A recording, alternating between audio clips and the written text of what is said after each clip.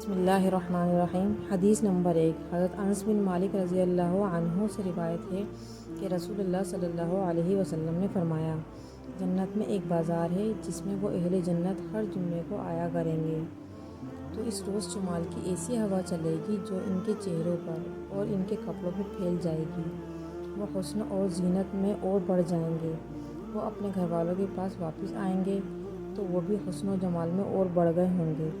ان کے گھر والے ان سے کہیں گے، اللہ کی قسم، ہمارے ہاں سے جانے کے بعد تمہارا حسن و جمال اور بڑھ گیا ہے۔ وہ کہیں گے، اور تم بھی، اللہ کی قسم، ہمارے پیچھے تم لوگ بھی اور زیادہ خوبصورت اور حسین ہو گئے ہو۔ حدیث نمبر 2۔ حضرت جابر رضی اللہ عنہ سے روایت کی ہے، کہا، میں نے نبی کریم صلی اللہ علیہ وسلم کو یہ فرماتے ہوئے سنا، اہل جنت وہاں کھائیں گے اور پئیں گے، لیکن نہ اس میں تھوکیں گے، نہ پیشاب کریں گے، نہ رفع حاجت کریں گے، نہ ناک سنکیں گے۔ صحابہ نے پوچھا، پھر ان کے کھانے کا کیا بنے گا؟ آپ صلی اللہ علیہ وسلم نے فرمایا، ایک ڈکار آئے گی اور کستوری کی پسینے کی طرح پسینہ آئے گا۔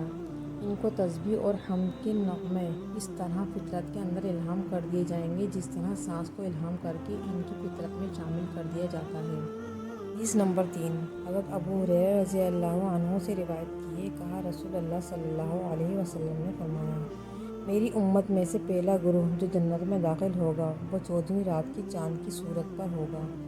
جو ان کے بعد ہوں گے وہ آسمان میں انتہائی چمکدار ستارے کی طرح ہوں گے، پھر وہ تدریجاً اپنے اپنے مرتبے کے مطابق ہوں گے۔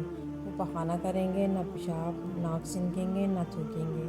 ان کی کنگھیاں سونے کی، انگیٹھیاں معطر عود کی اور پسینہ کستوری کا ہوگا۔ کہ اخلاق ایک ہی انسان کے خوبصورت اخلاق پر ہوں گے۔ اپنے والد حضرت آدم علیہ السلام کی قامت پر 60 ہاتھ لمبے ہوں گے۔ حدیث نمبر 4۔ حضرت ابو سعید خدری رضی اللہ عنہ سے روایت ہے کہ نبی کریم صلی اللہ علیہ وسلم نے فرمایا، اللہ عز و جل اہل جنت سے فرمائے گا، اے اہل جنت! وہ کہیں گے، لبیک اے ہمارے رب! زہ نصیب کے تیرے سامنے حاضر ہیں اور بھلائی تیرے ہاتھوں میں ہے۔ چنانچہ وہ فرمائے گا، کیا تم راضی ہو گئے ہو؟ وہ سب کہیں گے، ہم راضی کیوں نہ ہوں، اے ہمارے رب، جبکہ تو نے ہمیں وہ کچھ عطا کر دیا ہے جو تو نے اپنی ساری مخلوق میں سے کسی کو عطا نہیں فرمایا۔ وہ فرمائے گا، کیا تمہیں اس سے بھی بہتر عطا نہ کروں؟ تو وہ کہیں گے، اے رب، جو تو نے عطا کر دیا ہے اس سے افضل کیا ہے؟ وہ فرمائے گا، میں تم پر اپنی رضا نازل کرتا ہوں، اس کے بعد میں تم سے کبھی ناراض نہ ہوں گا۔